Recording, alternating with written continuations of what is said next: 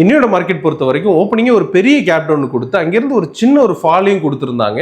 Around 3% கிட்ட down ஆன price அங்கிருந்து ஒரு ரெக்கவரியும் கொடுத்து முடிச்சிருக்கிறத பார்க்க முடியாது.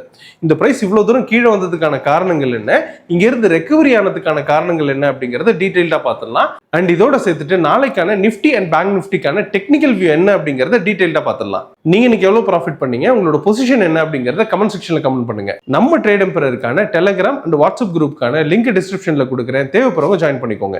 Hello everyone, this is Jagadishwaran, founder of Trade Emperor.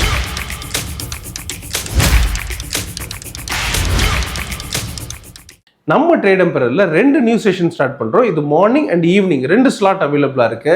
இது தமிழ்லே பேசிக்ல இருந்து அட்வான்ஸ் லெவல் வரைக்கும் கொடுக்குறோம். இந்த கோர்ஸை பத்தி தெரிஞ்சுக்கணும்னு நினைக்கிறவங்க ட்ரேட் எம்பரர் கான்டாக்ட் பண்ணுங்க. இன்னைக்கு நிஃப்டியை பொறுத்தவரை ஓப்பனிங்கே 2.5% நெகட்டிவ்ல ஓப்பன் ஆயிட்டு அங்கிருந்து இன்னொரு 0.5% கீழே இறங்கியிருந்தாங்க. ஓவராலா 3% லோவை கொடுத்திருந்ததை பார்க்க முடிஞ்சது. இதுக்கான முக்கியமான காரணம் என்னன்னா, குரூட் ஆயிலோட பிரைஸ் ஹைக் அப்படிங்கிறது நடந்திருக்கு. அரௌண்ட் $120 போய் ரீச் பண்ணியிருக்காங்க. இது 1 மந்த்துக்கு முன்னாடி இதோட பிரைஸ் அப்படிங்கிறது $66 $60 ட்ரேட் ஆயிட்டு இருந்தாங்க. இன்னைக்கு ஆல்மோஸ்ட் டபுளா இருக்குன்னு சொல்லலாம். இந்த ரீசனால தான் இன்னைக்கு வந்து பார்த்தீங்கன்னா பிரைஸ் பெருசா கீழே விழுந்திருக்கு. இந்த பிரைஸ் ஹைக்கான முக்கியமான ரீசன் என்னன்னா, இந்த கல்ஃப் கண்ட்ரியில நடக்கக்கூடிய இந்த வார் தான். இஸ்ரேல் யூஎஸும் சேர்ந்துட்டு ஈரான் அட்டாக் பண்றாங்க. மற்ற கண்ட்ரிகள்லாம் சேர்ந்து இந்த இடத்துல ஏர்பேஸ் கொடுத்ததுனால ஈரான் வந்து பாத்தீங்கன்னா எந்தெந்த கண்ட்ரிலாம் ஏர்பேஸ் கொடுத்துருக்காங்களோ அந்த கண்ட்ரியெல்லாம் அட்டாக் பண்ணிட்டே வருது. அந்த அட்டாக் எல்லாமே டுவர்ட்ஸ் வந்து பாத்தீங்கன்னா உங்களுக்கு ஆயில் கிடங்குகளை எல்லாத்தையுமே அட்டாக் பண்ணியிருக்காங்க. இந்த அட்டாக்னால தான் வந்து பாத்தீங்கன்னா உங்களுக்கு இந்த ப்ரொடக்ஷன், அதாவது கத்தார் வந்து பாத்தீங்கன்னா தன்னோட ப்ரொடக்ஷனை பெரிய லெவலில் ரெடியூஸ் பண்ணியிருக்கு. இது ஒரு முக்கியமான ரீசன் பிரைஸ் ஹைக் ஆனதுக்கு அப்படின்னு சொல்லலாம். அதே மாதிரி ஈரான்ல இருக்கக்கூடிய எண்ணெய் கிடங்குகள் எல்லாத்தையுமே அட்டாக் பண்ணிட்டு இருக்கு யூஎஸ் அண்ட் இஸ்ரேல் சேர்ந்துட்டு. இது 2 ரீசனும் தான் ஒரு முக்கியமான ரீசனா பார்க்கப்படுது பிரைஸ் மேல போனதுக்கு அப்படின்னு புரிஞ்சுக்கலாம். இதனால தான் வேர்ல்டு வைட் எல்லா ஸ்டாக் மார்க்கெட்டுமே இன்னைக்கு கீழே விழுந்திருக்குன்னு சொல்லலாம். அதுல இன்னைக்கு வந்து பாத்தீங்கன்னா உங்களுக்கு இந்தியன் மார்க்கெட் நல்லாவே கீழே விழுந்திருந்துச்சு. அதன் பிறகு வந்து பாத்தீங்கன்னா குரூட் ஆயிலோட பிரைஸ் ரெக்கவரி ஆயிட்டே வந்துச்சு. அதனால தான் இந்தியன் ஸ்டாக் மார்க்கெட்டுமே கொஞ்சம் ரெக்கவரி ஆனிச்சு. பட் இந்த ரெக்கவரி அப்படிங்கிறது ரொம்ப ஸ்லோ அண்ட் ஸ்டெடியா தான் ரெக்கவரி ஆச்சு. பிரைஸ் முடியும் போது வந்து பாத்தீங்கன்னா உங்களுக்கு 24,075 வரை போயிட்டு அங்கிருந்து 24,000ல முடிச்சிருக்கிறத பார்க்க முடியாது. இது ஃபர்தரா எப்படி இருக்கும் அப்படிங்கறத நம்ம ட்ரேட் எம்பரர் மெத்தட்ல அனலைஸ் பண்ணி பார்த்துடலாம்.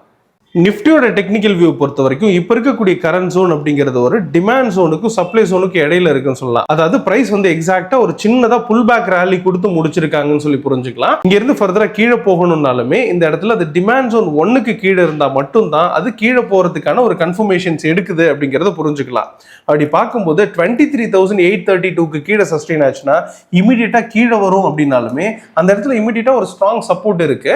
அது வந்து பாத்தீங்கன்னா உங்களுக்கு 23,700 இந்த ரேஞ்சில் இருக்கிறத பார்க்க முடியாது. அதையும் பிரேக் பண்ணுச்சுன்னா ஃபர்தரா ஸ்ட்ராங்கா கீழே வரும். அப் டு வந்து பாத்தீங்கன்னா 23,424 இந்த ரேஞ்சு கீழே வரதுக்கான வாய்ப்பு இருக்கு. அதையும் பிரேக் பண்ணுச்சுன்னா ஸ்ட்ராங்காவே கீழே வரதுக்கான வாய்ப்பு இருக்கு. 23,200 அண்ட் அதையும் பிரேக் பண்ணுச்சுன்னா 23,000 வரைக்கும் வரதுக்கான வாய்ப்பு இருக்கு அப்படிங்கறத புரிஞ்சுக்கலாம். சப்போஸ் இந்த பிரைஸ் வந்து பார்த்தீங்கன்னா ஃபர்தரா மேலே போகிற பட்சத்தில் இப்போ வந்தது அப்படிங்கிறது ஒரு புல் பேக் ரேலி அப்படின்றத பார்த்தோம். இது ஸ்டில் வந்து பார்த்தீங்கன்னா இன்னும் கொஞ்சம் அந்த மாதிரியே ஒரு புல் பேக் ரேலியே கண்டினியூ பண்ணுறதுக்கான வாய்ப்பு இருக்கு. அப்படி பார்க்கும்போது 24,050 பிரேக் பண்ணி சஸ்டெயின் ஆச்சுன்னா பிரைஸ் மேலே போகிறதுக்கான வாய்ப்பு இருக்கு.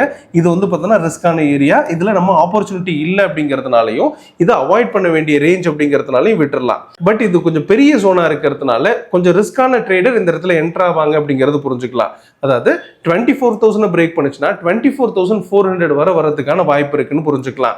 இதையும் பிரேக் பண்ணுச்சுன்னா, அதாவது 24,400 பிரேக் பண்ணுச்சுன்னா இங்க இருந்து போறது அப்படிங்கிறது அகைன் வந்து பார்த்தீங்கன்னா ஒரு புல் பேக் ரேலி தான். அப் டு 24,860 850 இந்த ரேஞ்ச் வரைக்கும் போறதுக்கான வாய்ப்பு இருக்கு. இதுவுமே வந்து பார்த்தீங்கன்னா ரிஸ்கான ஏரியா. இந்த 2 ஜோன்ல இருந்து எங்கிருந்து வேணா பிரைஸ் கீழே வரலாம் அப்படிங்கிறத புரிஞ்சுக்கலாம்.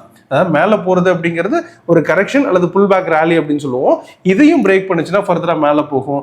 அப் டு வந்து பார்த்தீங்கன்னா சப்ளை ஜோன் 4 இருக்கக்கூடிய 25,446 இந்த ரேஞ்ச் வரைக்கும் போகிறதுக்கான வாய்ப்பு இருக்குது. இதெல்லாம் பெரிய ஜோன் தான். இது ஒரே நாளில் போகும் அப்படிங்கிறது நம்ம எதிர்பார்க்க முடியாது.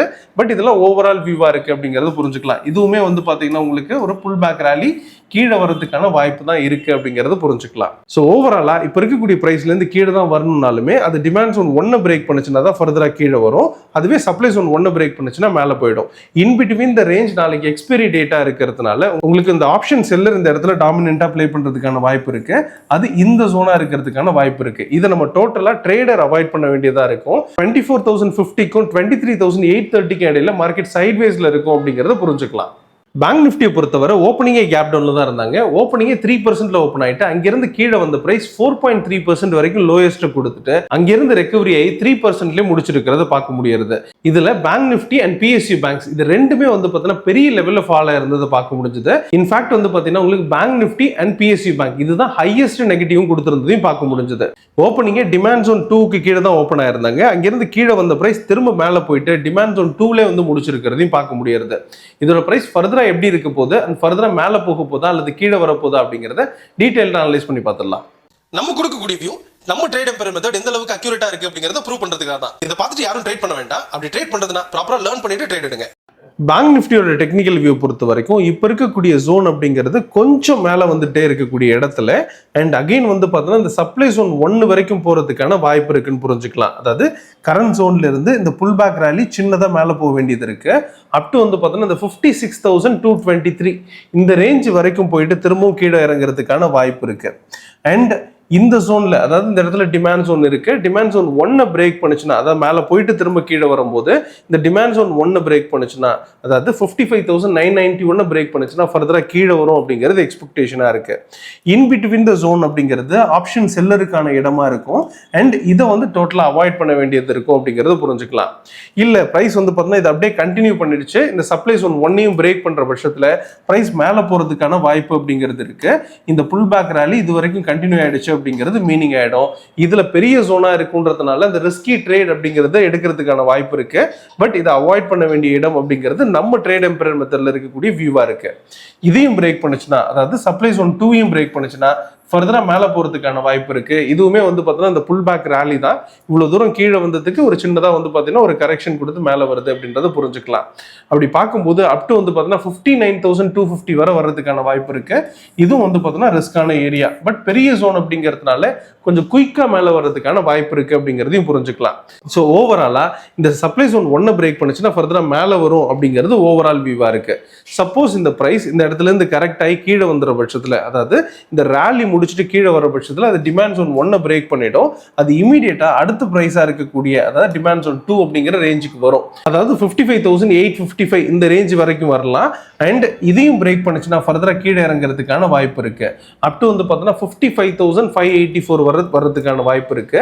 இந்த ஜோனுமே வந்து பார்த்தீங்கன்னா கொஞ்சம் கன்ஃபார்மான இடங்கள் இல்லை அப்படிங்கறத புரிஞ்சுக்கலாம். கொஞ்சம் ரிஸ்கான ஜோன் தான். ஸோ இந்த டிமாண்ட் ஜோன் 3 பிரேக் பண்ணுச்சுன்னா தான் ஸ்ட்ராங்காகவே கீழே வருது அப்படிங்கறது புரிஞ்சுக்கலாம். அதாவது 55,584 பிரேக் பண்ணுச்சுன்னா ஸ்ட்ராங்கா கீழே வரும்.